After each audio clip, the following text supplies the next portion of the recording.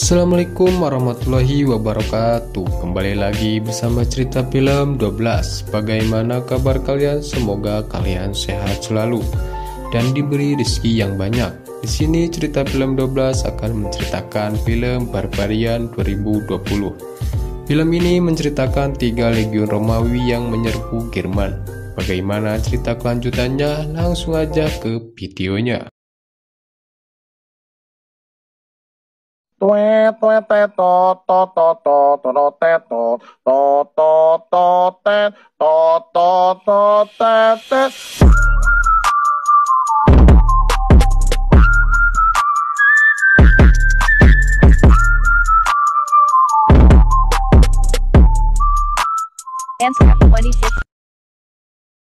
Film diawali dengan seorang anak yang sedang bermain bersama kakaknya. Anak ini bernama Asgar, tapi bukan asli Garut ya, gengs. Hehehe. Dan kakaknya bernama Tulisda. Kita panggil Tulisda ini dengan nama Ida aja, biar gampang. Tak lama kemudian datanglah ayahnya. Ayahnya ini bernama Segestes. Susah banget cara mengucapkannya. Kita panggil aja ayah Ida, biar gampang. Keluarga Ida ini adalah bangsawan dari suku Suruci. Tentu bangsawan akan menjodohkan anaknya dengan bangsawan lagi karena ingin menambah harta kekayaannya. Tak lama kemudian menyuruh Ida untuk bersiap-siap karena Ida akan dijodohkan dengan kepala suku Hadga.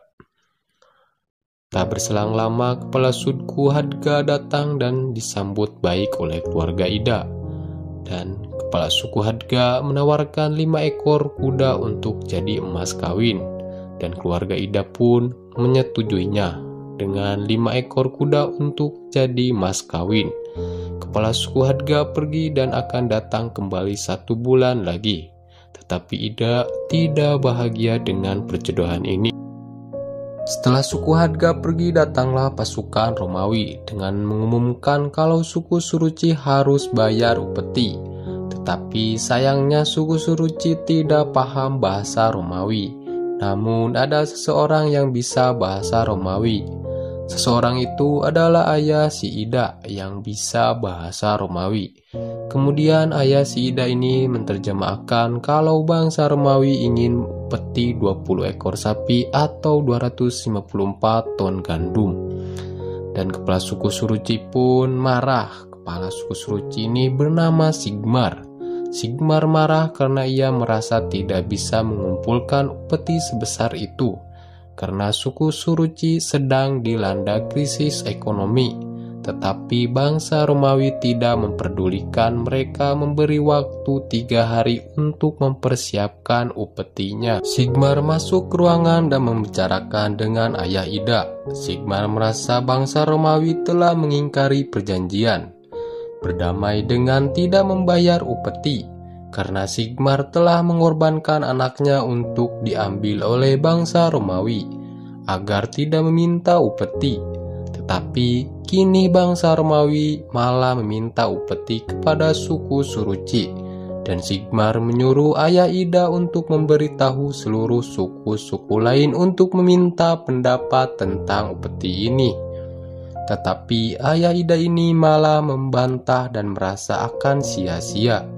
Tetapi Sigmar akan meyakinkan mereka agar mau bertarung melawan bangsa Romawi. Dan ayah Ida pun pergi meninggalkan Sigmar.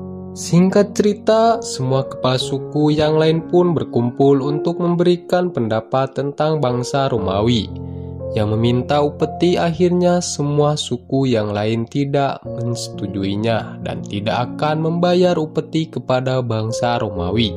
Tetapi ada satu yang setuju untuk membayar upeti, yaitu ayah si Ida. Karena ayah si Ida ini takut kepada bangsa Romawi. Ternyata di balik batu ada Ida yang sedang mendengarkan diskusi ini. Kemudian Ida ketahuan oleh seorang pria. Pria ini bernama Polquin. Kemudian Polquin mengajar Ida dan Ida pun tertangkap oleh Polquin.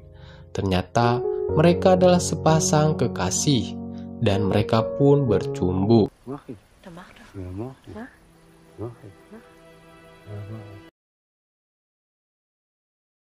Setelah selesai bercumbu, Polquin mengantarkan Ida pulang. Ketika Ida mau pergi, Ida bercerita kalau dirinya telah dijodohkan dengan kepala suku Hadga.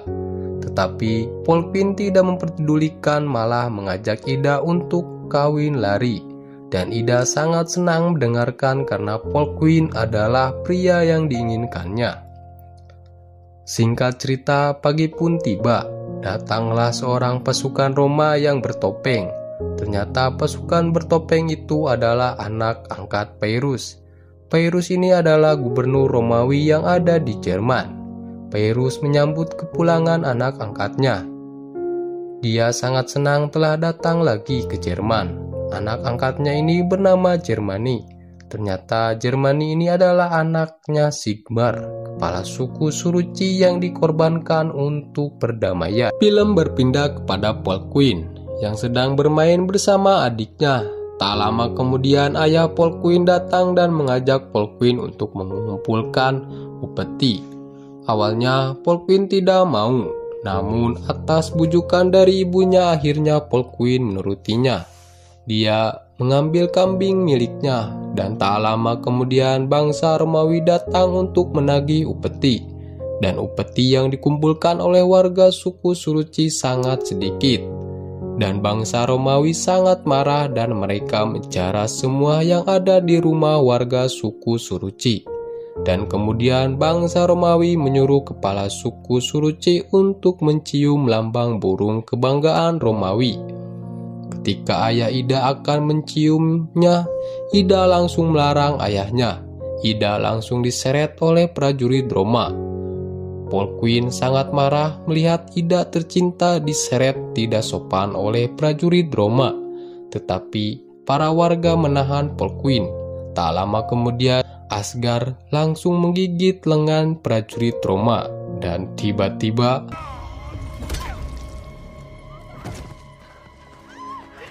akhirnya kepala suku Suruci mencium lambang burung kebanggaan Romawi, dan pasukan Romawi pun meninggalkan suku Suruci. Lalu Ida pun membawa Asgar ke penyihir agar Asgar bisa diselamatkan. Tak lama kemudian ibu Ida menampar Ida karena dia kesal atas kelakuannya yang mengakibatkan Asgar hampir mati. Dan Ida pergi ke tepi sungai. Ia berjanji kepada dewa akan membalaskan dendamnya kepada bangsa Romawi. Singkat cerita, prajurit Roma membawa warga suku yang tidak mau membayar upeti. Dia langsung dibawa ke Pyrrhus. Lalu Pyrrhus menyuruh warga suku itu mencium lambang burung kebanggaan Romawi. Tetapi warga suku itu tidak mau dan malah meludahinya. Pyrrhus pun sangat marah dan menyuruh Germani untuk memenggal kepala warga suku itu. Tak sengaja, warga suku Suruci melihat kejadian ini. Film berpindah kepada Ida dan Polquin. Mereka sedang membicarakan ramalan tanda tentang menyerang bangsa Romawi. Dan mereka berencana akan mencuri simbol burung kebanggaan bangsa Romawi. Singkat cerita, misi pun dijalankan dengan dibantu oleh teman-teman Polquin. Teman-teman Polquin dan ada yang menyamar sebagai prajurit, dan Polquin dan Ida menyamar sebagai budak seks. Dan penjaga itu pun mengizinkan Polquin dan Ida dibiarkan masuk oleh petugas. Dan tiba-tiba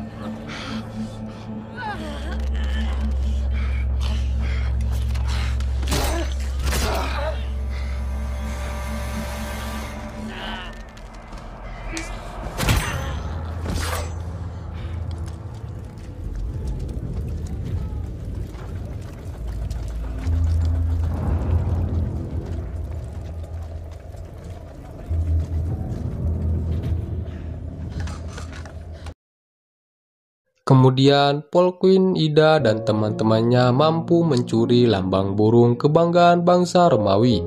Dan Germani tak sengaja menemukan kalung Polquin.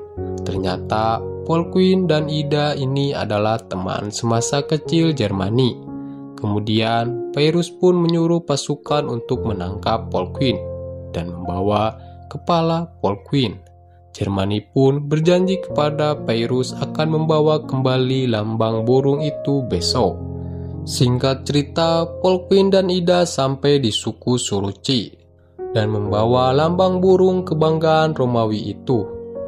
Kini, lambang burung itu berada di tangannya dan warga Suruci menyambut kedatangan Ida dan Polqueen sebagai pahlawan suku Suruci. Kemudian, kepala suku Suruci mengangkat lambang burung itu dan menandai bahwa mereka itu telah menang. Tetapi ayah dan ibu Ida tidak menyukainya. Dan suku Suruci pun merayakan kemenangannya. Polqueen dan Ida pun melakukan pengejutan karena merayakan kemenangannya.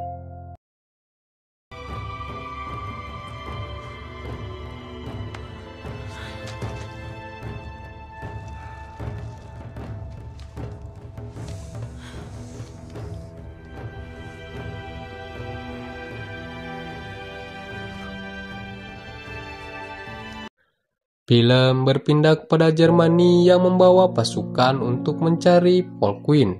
Lalu, kepala suku Suruci itu menyuruh warganya untuk menutup gerbangnya, karena pasukan Romawi telah datang. Tetapi yang datang itu Jermani. Ternyata di depan gerbang itu adalah anaknya yang bernama Jermani.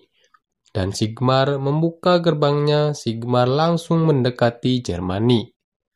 Tamat. Ending yang menjermanikan. Akankah Polqueen dipenggal kepalanya dan dibawa ke Pyrrhus oleh Jermani? Saksikan cerita selanjutnya di video berikutnya. Dan jangan lupa like, komen, dan subscribe. Terima kasih. Wassalamualaikum warahmatullahi wabarakatuh.